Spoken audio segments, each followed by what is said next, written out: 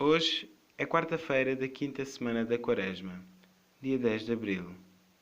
Em nome do Pai, e do Filho, e do Espírito Santo. Amém.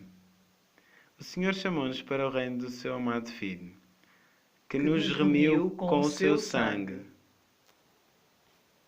Diz o Evangelho de São João.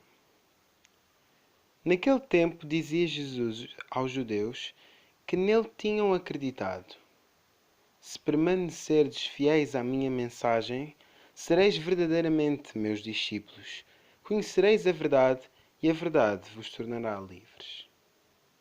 Replicaram-lhe: nós somos descendentes de Abraão e nunca fomos escravos de ninguém.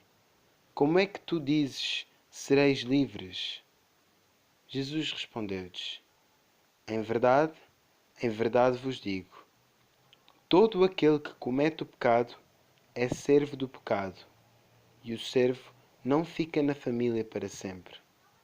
O Filho é que fica para sempre.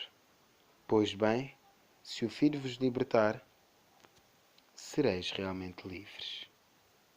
Deus, hoje diz-me que a palavra de Jesus liberta o nosso coração. Todos nós precisamos de libertação. Precisamos ser libertos do nosso egoísmo, da nossa soberba. Precisamos ser libertos do mal que tantas vezes nos assalta. E Jesus, hoje, com insistência, dá-nos a chave: permanecer nele. Permanecer nele quer dizer ficar, não se separar dele nunca, nem por nada. Sermos transformados quando fizermos da palavra de Deus a palavra de vida, que nos liberta e cura. A palavra que nos ajuda e nos conduz, de facto, a permanecer na verdade.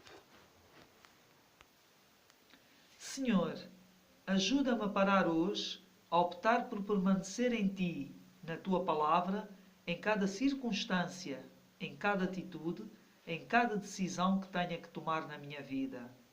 Ajuda-me a deixar-me guiar pelas Tuas palavras, que têm o poder de me transformar cada vez mais em Teu discípulo. Obrigado pela possibilidade de viver esta Quaresma e esta Páscoa com a certeza de que Tu queres a minha liberdade e para isso entregaste a Tua vida.